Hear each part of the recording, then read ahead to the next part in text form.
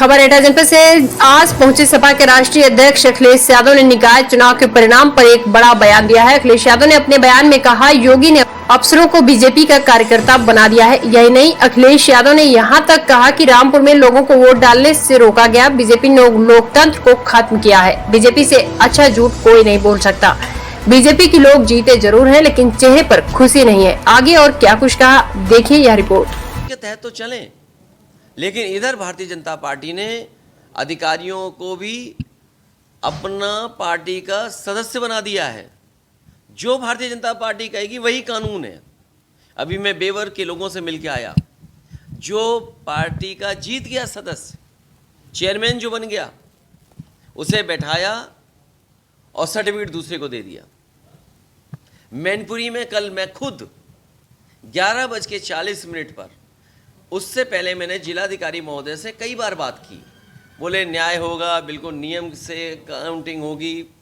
और वहाँ पर एक एक कार्यकर्ता कह रहा था बेईमानी होगी, बेईमानी करेंगे, भारतीय जनता पार्टी को जिताएंगे। मेरी लगभग 8 या 9 बार डीएम मैनपुरी से बात हुई। जब मुझे लगा कि ये जिलाधिकारी कुछ नहीं कर सकते, मैंने जानबूझ करके कोशिश की कमिश्नर से बात करूं। पहली बार किसी कमिश्नर से मैंने बात की। मैंने कमिश्नर से कहा कि मैनपुरी में बेईमानी हो रही है। कमिश्नर ने कहा मैं दिखवाता हूं। 11:40 की बात है। उसके बाद वहां के पुलिस के बड़े अधिकारी से बात हुई। बड़ा अधिकारी कह रहा है कि मुझे डर है इस बात का कि पत्थरबाजी रात में ना हो, कहीं जनता भड़क ना जाए। तो मैंने उनसे कहा कि समाजवादियों का ये चरित्र नहीं रहा है। और फिर प्रशासन ने पुलिस लगा दी। मैं समझ गया उसी समय कि रिजल्ट क्या होने वाला है।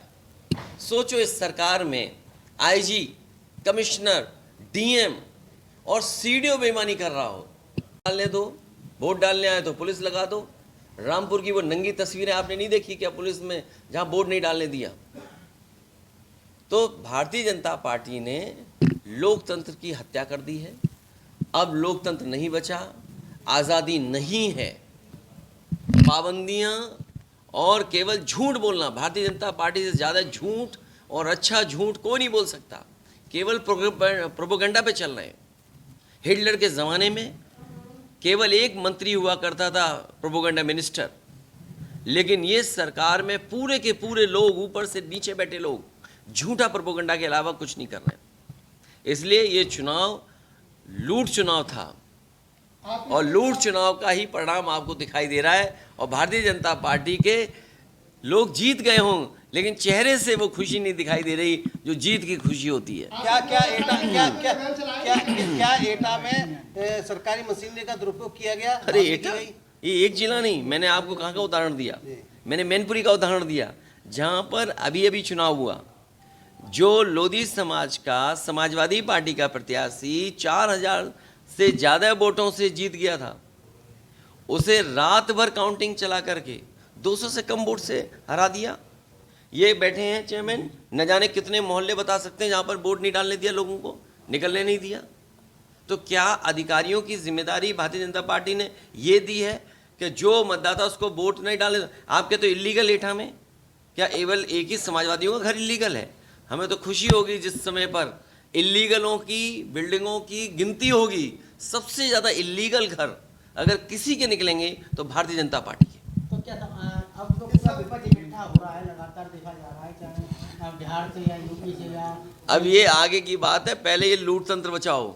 लोकतंत्र बचाने के लिए आपका क्या अभियान है? केवल कोशिश रहेगी कि जिस तरीके से जनता समर्थन दे रही है उस समर्थन को और बढ़ाया जाए। तो ये बीजेपी को 2000 का प्री मैच मान के चल रही थी, तो अब 2024 का आपकी क्या रणनीति, समाजवादी पार्टी क्या रणनीति रहेगी? आप तो पढ़े लिखे बुद्धिजीवी हैं, मैं क्या कहूँ, बीजेपी क्या कहे। कम से कम आपको सच बताना चाहिए कि बीजेपी किस रास्ते पर है। आप कर्नाटक की जो हार हुई है भारतीय जनता पार्टी की, उस पर आपकी क्या प्रतिक्रिया? मैंने हालांकि दिया था प्रतिक्रिया, फिर भी दे दूँ कि जो राजनीति नकारात्मक थी, नफरत भरी थी, भेदभाव की थी, झूठे प्रचार की थी, वो कर्नाटक के मतदाताओं ने ख़त्म कर दी। और ये भारतीय जनता पार्टी के लिए उल्टी गिनती की शुरुआत है। उत्तर प्रदेश में भी यही परिणाम होंगे। पिछली बार भी मशीनरी का जिस तरीके से दुरुपयोग हुआ, जिस तरीके से पैसा का दुरुपयोग हुआ, समाजवादी लोग अगर रोक ले जाते तो आज परिणाम उत्तर प्रदेश के दूसरे होते। निकाय चुनाव को लेकर भाजपा ने कई जगह बड़ी रैलियां की, समाजवादी पार्टी की तरफ से अच्छी बड़ी पहल नहीं की गई। चुनाव में ऐसा लगा कि जिनके पास पैसा है वो हेलीकॉप्टर से उड़ेंगे, हवाई जहाज से उड़ेंगे।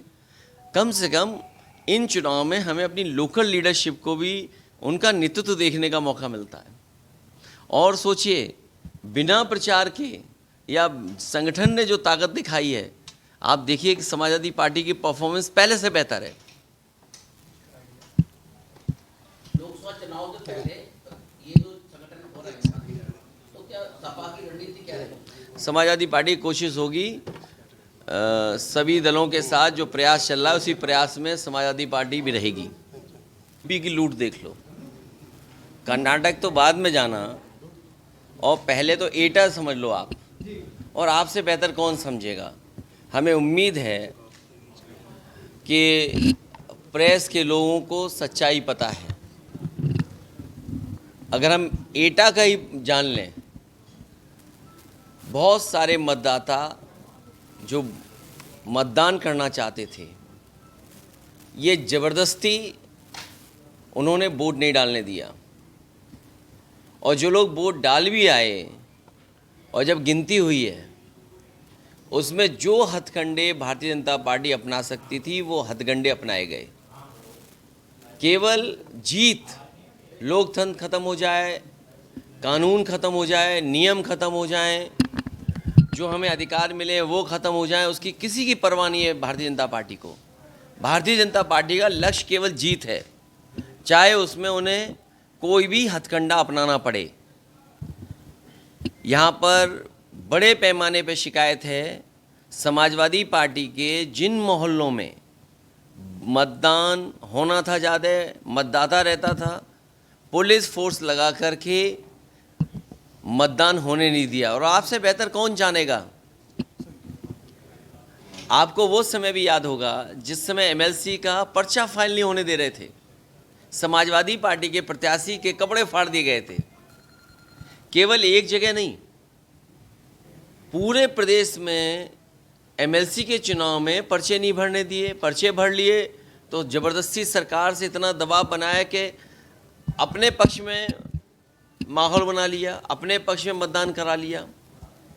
उससे पहले ब्लॉक प्रमुखी हुई, जिला पंचायत हुई, वो आपने देखी क्या तांडव, किस तरह का कानून और किस तरह से अधिकारियों ने भारतीय जनता पार्टी के कार्यकर्ता बनकर के काम किया। जो अधिकारी हैं उनकी कहीं न कहीं ये जिम्मेदारी बनती है कि जो संविधान में और जो नियम हैं, जो कानून, उसके तहत तो चलें। लेकिन इधर भारतीय जनता पार्टी ने अधिकारियों को भी अपना पार्टी का सदस्य बना दिया है। जो